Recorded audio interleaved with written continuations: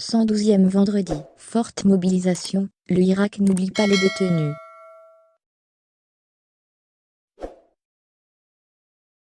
Le retour du Irak était acté depuis quelques semaines.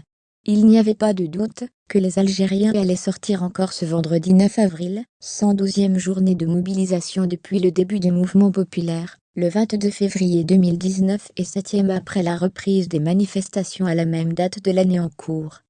La question était de savoir si la mobilisation sera plus ou moins forte que le week-end précédent. La réponse est venue des rues d'Oran, Tizi Ouzou, Béjaïa, Annaba, Constantine, Gigel et d'autres villes. Elle est surtout venue du centre d'Alger. Des marches ont eu lieu dans de nombreuses villes du pays, et celle de la capitale particulièrement a connu une mobilisation grandiose.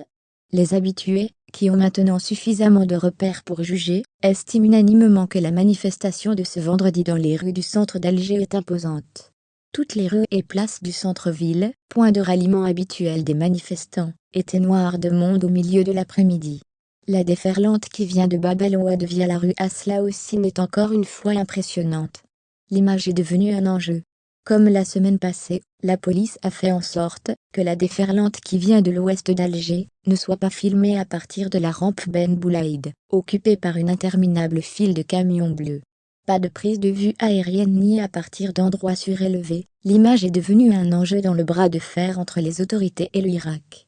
Faute de pouvoir influer sensiblement la mobilisation par les multiples mesures dissuasives, on tente de réduire sa visibilité.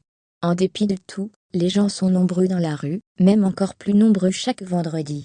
Ce ne sont peut-être pas les millions de manifestants qui arpentaient les rues il y a 2 ans, mais dans les conditions actuelles, c'est une autre prouesse pour le Irak populaire de maintenir une mobilisation respectable. Comme chaque vendredi, l'accès à la capitale est rendu difficile par une foule de barrages, le centre-ville est complètement quadrillé, des arrestations sont signalées. Dans la semaine, l'actualité est dominée par la reprise des placements en détention provisoire et l'affaire du jeune mineur de 15 ans. Pendant 2 ans, le mouvement a fait face à des épreuves plus dures, mais les événements de la semaine avaient fait naître des appréhensions légitimes. Le rejet des législatives réitérées. Samedi, des tentatives de marche à Alger-Centre et à Bab el-Oued ont été empêchées par les forces de l'ordre qui ont procédé à plusieurs arrestations.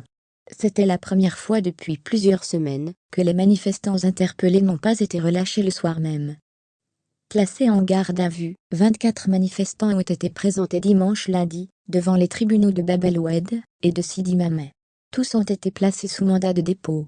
Les prisons, vidées des détenus d'opinion en février sur décision des hautes autorités, se remettent à se remplir. C'est le choc parmi les irakistes. En fin de semaine, ce sont 5 activistes connus du Irak qui font l'objet de la même mesure judiciaire.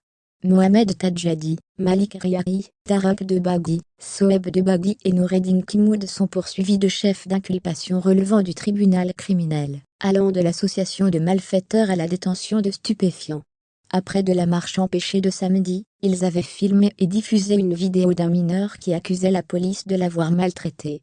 On ne sait pas si l'affaire est pour quelque chose dans la forte mobilisation, mais on retient que les manifestants de ce vendredi ne perdent pas de vue que les 5 détenus sont avant tout des irakistes.